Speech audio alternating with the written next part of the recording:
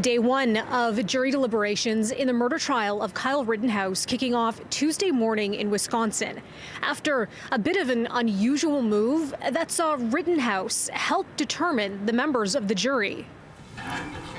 In a random draw to narrow down the original panel of 18 to just 12 final jurors, Rittenhouse pulled 6 pieces of paper from a raffle drum, eliminating 6 people from the jury.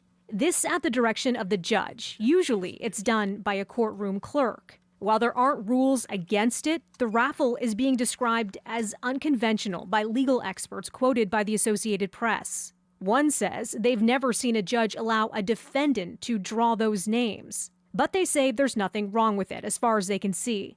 Those of you who are not selected will stay here in the building in the event that your services are needed.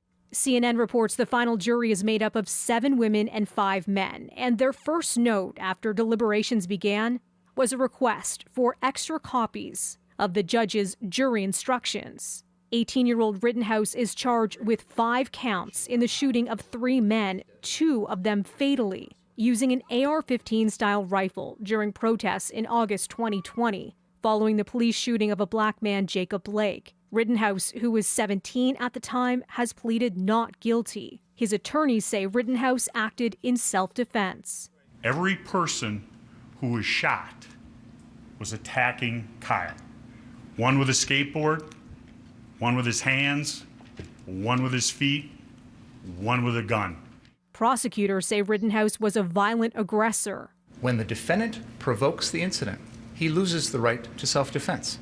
You cannot claim self-defense against a danger you create. If convicted of the most serious charge against him, Rittenhouse could face life in prison. The polarizing case has put hundreds of National Guard troops on standby at the request of Wisconsin's governor over the possibility of unrest. Protesters have been gathering outside the courthouse ahead of the jury's decision. Melissa Duggan, City News.